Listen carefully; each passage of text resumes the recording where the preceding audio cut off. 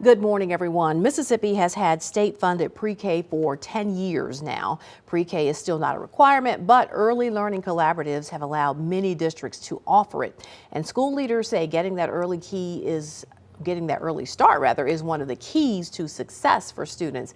Our two guests this morning agree. Morgan Abraham is the principal at Sudeth Elementary School in Starkville. Ashley Sheorn is a pre-K teacher, and we're so happy to have you both here. Thank you so much for being here, ladies. Thank you for having us. So let's get this conversation started about pre-K, because for many years there was sort of a debate as to whether or not school districts would offer it free because children were going to daycare through 4 years old. Why is it so important, would you say? Pre-K is so important because it gives students a great start to their educational process. And our pre-K teachers in the public schools are certified teachers, just like our teachers in any other grades are.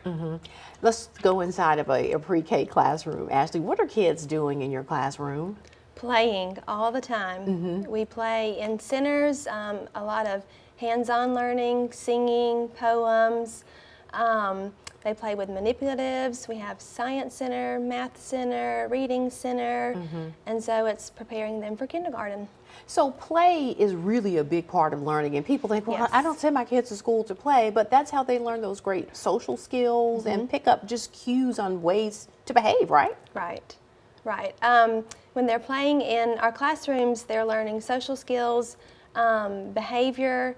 They're learning how to interact with kids. A lot of our children might not have siblings at home, or this is their first experience in a school, so they're learning how to be at school. Morgan, what would you say is the biggest difference between just daycare and pre-K? With pre-K, we have a distinct curriculum. The Mississippi Beginnings curriculum is a research-based program that has shown that it does allow children to learn through play, and there is growth that can be measured there.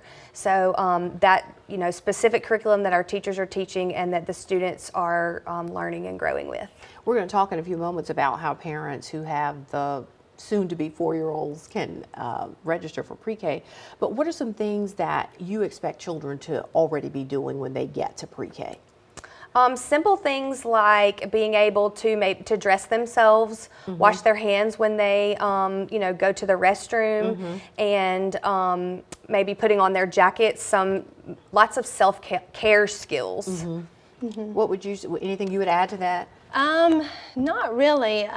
More of the independent skills, being independent, like dressing yourself, putting on jackets, snapping, zipping, buttoning, making sure we can use the restroom on our own, things like that, because the academic skills come as they come to pre-K and develop and move on to kindergarten. One of the things my husband and I thought about when we were moving our daughter out, making that decision to go from daycare into a pre-K environment, is that she just needs to learn that you can't just get up when you get ready to get up, that it's a more controlled environment, and they learn those things, don't they, Ashley? Right, so following directions and listening are our top two things that we work on daily. Every single day. Yes, and that's another skill. If we are, doing that pretty well before we come to pre-K, then it makes the transition easier. So by the time they get to kindergarten, are they learning letters? Are they doing any writing when they get to the kindergarten in the fall? Absolutely. They will be doing writing. Many of them will have letter knowledge and sound knowledge, and then writing their name is something that we really encourage parents to work on at home before they come to school. But the pre-K classrooms really focus on integrating all of the senses and having them learn and play through experiences in the classroom. Some districts, and I know Starkville is one of them that does that, there is a summertime program for those children to kind of get them acquainted with what it's going to be like in the school year. How's that helpful? That's helpful just because it gets students a little bit acquainted with the school, but then also some of the routines. Walking in the hallway, maybe sitting on the carpet, using the restroom, going to the cafeteria, going through the lunch line, those kinds of things that you wouldn't do in a daycare setting, but you do in big schools. Absolutely. And when you are a pre-K teacher, your children just love you, don't they, Ashley? There's They do. Lots of great joy in being a pre-K teacher. There is. You don't get love anywhere else like that. All right. Well, listen, parents, if you're interested in enrolling your child, registering for pre-K in the Starkville School District. This is the information. It's going on February 7th through the 9th. There's the website address there. Also, if you're outside of the school district, obviously check with your local school district to find out when those registration dates are happening and how you can get more information. Thank you both so much for being here. Thanks for the great job you're doing to get kids on the right start. Thank you so much for having us. All right. All right, back on the job, fighting the COVID battle and winning. That story is still to come on Mid Morning. Welcome back. As the world marks International Holocaust Remembrance Day, historians are turning to technology to teach young people about the dark chapter of history, and survivors are preserving their memories with the help of virtual reality and artificial intelligence. Ian Lee reports from London. It's a painful path to look back on, even 78 years after Auschwitz Nazi death camp was liberated. Every morning, the prisoners leave the barracks. But this virtual tour gives 96-year-old Menachem Haberman a chance to remember how he survived. His mother and 6 siblings were murdered in its gas chamber. He says, "It made me feel very bad. All these memories came back to my head." Surrounded by his family in Israel, Haberman took the virtual tour, a project aimed to educate young people about the horrors of the Holocaust. You need to watch it, and when you watch it, it's like a nightmare that you don't want to be in. 6 million Jews, along with at least 5 million other people, perished at the hands of the Nazi death machine in World War II. I want you to remember the moment. 86-year-old Yehuda Serchuk vividly remembers the day she almost died. A lost sandal stopped her from boarding a ship, which was later bombed by the Nazis. She is in despair, but she is still happy because she is alive. An Israeli charity group is using artificial intelligence to bring stories like Yehuda's to life, with software that generates images portraying the emotion and trauma survivors faced. Each one of them have a unique story, and they have been through terrifying stuff, but they are still alive today. So far, more than a dozen people have shared their memories, and engineers hope to capture many more for future generations. Ian Lee, CBS News. Sustainability is a hot topic right now in the world of travel. Protecting the environment is the most common way people associate it with the industry. But as CBS News correspondent Wendy Gillette reports from Los Cabos, Mexico, sustainability extends to many other areas. A drone helps snorkel tour leaders in the Sea of Cortez in Mexico spot schools of fish from above. In Cabo Pulmo National Park, 60 miles north of Los Cabos, sea lions and other marine life abound, thanks to a ban on fishing and additional protections instituted almost 3 decades ago when almost all of the fish had disappeared. It is full of life. The fish found it, and it is really the place that is representing what Jacques Cousteau once called the entire Sea of Cortez the aquarium of the world. Many in the Los Cabos area are fixated on protecting the environment in and out of the water.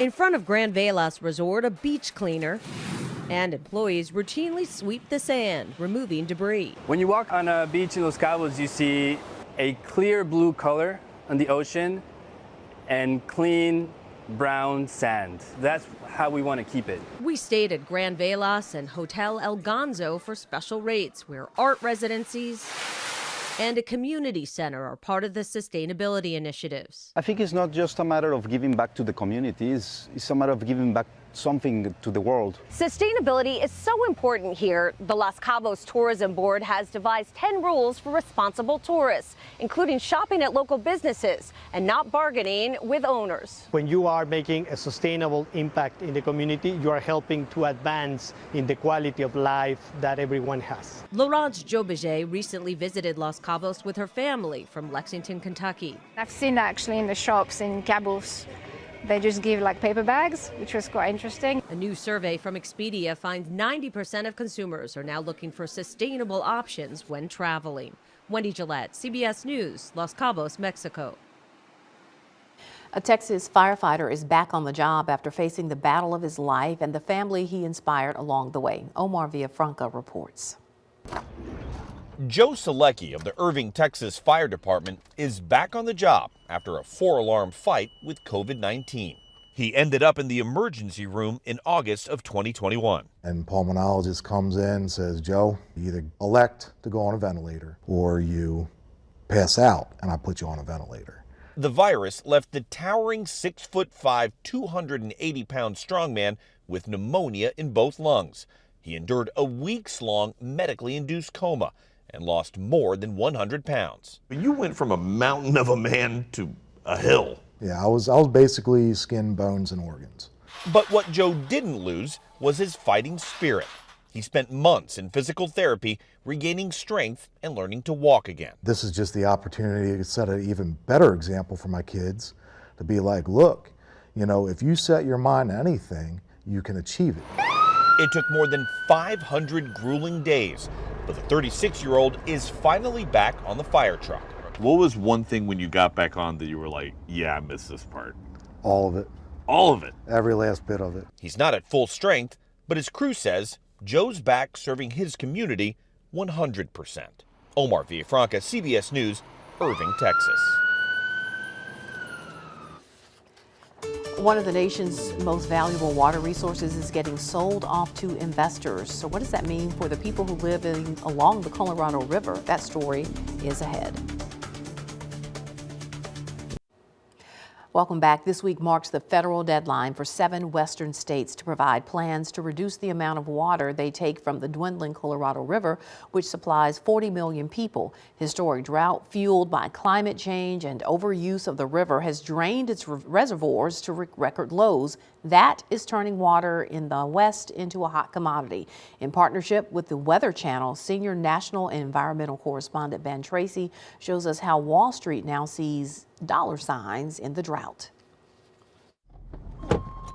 Joe Bernal's family has lived on the western slope of the Rockies for nearly 100 years. Come on back. He raises cattle and grows crops on more than 500 acres of land near Grand Junction, Colorado. Your main source of water is the Colorado? Our only source of water is the Colorado. So that river is your lifeline. That's it. That's all we got is that river. And that river is why someone new bought the land just down the road from his ranch. Water Asset Management owns that property. And when you first heard of them, what was your reaction? Surprise and concern. They are concerning because they're large. Water Asset Management is a Wall Street investment firm with offices inside this building in New York City. CBS News has learned that in the past 5 years, the company has bought at least $20 million worth of land in western Colorado. Investors in a Manhattan-based firm are now one of the largest landowners in the Grand Valley. I assume they wouldn't be here if they didn't think there was a lot of money to be made. I think that's a logical assumption. Does that worry you? Of course it worries us. What do investors in New York want with land here in Colorado? I don't think they want much with the land. It's the water, right? Andy Mueller is general manager of the Colorado River District, created by the state to protect its share of Colorado River water. Water in Colorado, water in the West is your future. Without water, you have no future. Mueller says Water Asset Management has acquired at least 2,500 acres of land for the water rights that come with it. He calls them speculators, betting that as the West gets drier, those with water rights will get richer. These are folks that have identified the drought as an opportunity to make money. I view these private drought profiteers as vultures. That's pretty strong. Yeah, they're looking to make a lot of money off this public resource. It's a $1 trillion market opportunity. Matt Desario is president and co-founder of Water Asset Management. He declined our repeated requests for an interview. We basically acquire very specific water rights. But in an interview 3 years ago with FinTech, Desario explicitly said that one of his firm's strategies is to profit from water, in part by making the farms it buys more efficient, and then selling parts of its water rights to other farmers and cities increasingly desperate for this essential resource. When you need water, water's the only thing that will do. Water Asset Management even hired Colorado's former top water official, James Eklund, as a lawyer. And the company's website states that scarce clean water is the resource defining this century, much like plentiful oil defined the last. So why is water now so scarce in the West? Well, Dr. Greg Postel with our partners at the Weather Channel is here to explain. Well, the Colorado River relies mainly on the snowpack from the Rocky Mountains that feeds into the river as it melts during the spring and summer. But climate change is making the West hotter. And for every degree increase in temperature we see, that corresponds to about a 5% reduction in the river flow. So over the last century, we've seen roughly a 20% reduction overall. And then on top of that, you have this 23-year-long mega drought in the West, the worst in 1,200 years.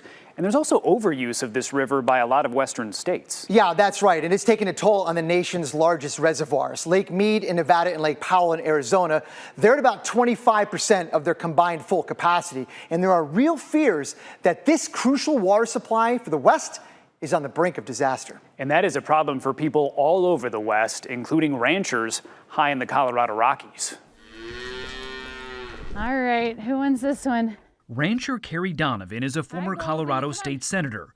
She's alarmed by the amount of land being bought by investors for water rights. Scarcity does equal value, right? She tried to make Colorado's anti-speculation laws stronger, but that effort failed.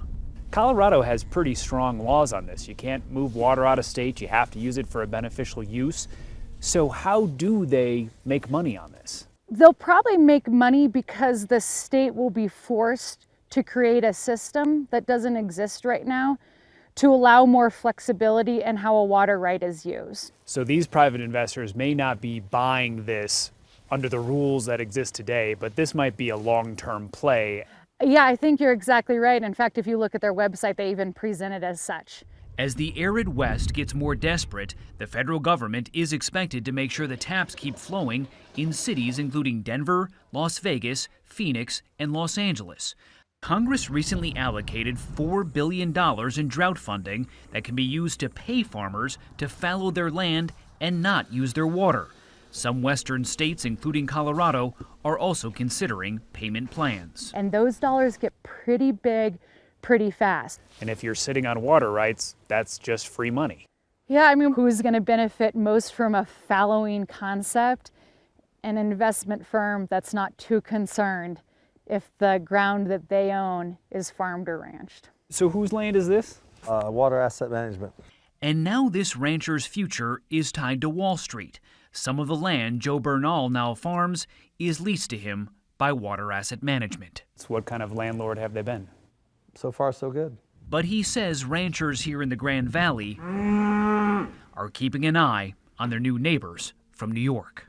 Good stewards of the land and stewards of the water rights will have their eyes open and will be watching for what may be coming. Ben Tracy, CBS News. Still to come, a look at the life of comic actress Cindy Williams. Mid-morning, we'll be right back. It is a photograph 50 years in the making. Recently, cast members of The Young and the Restless gathered to take a milestone photo to mark the #1 daytime drama's upcoming 50th anniversary in March. We have your behind-the-scenes look.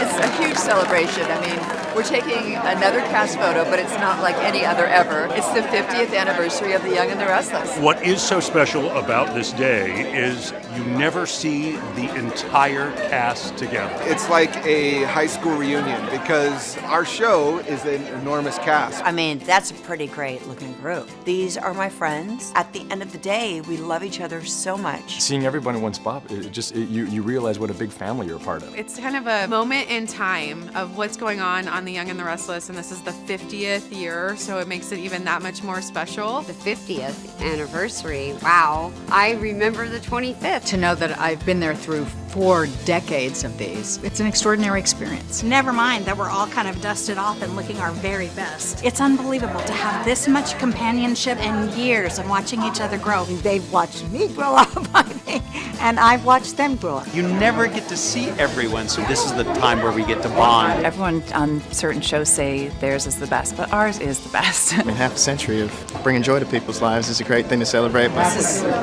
television history. I consider myself to be extraordinarily fortunate. It's something new every day. It's never the same. So, deeply grateful.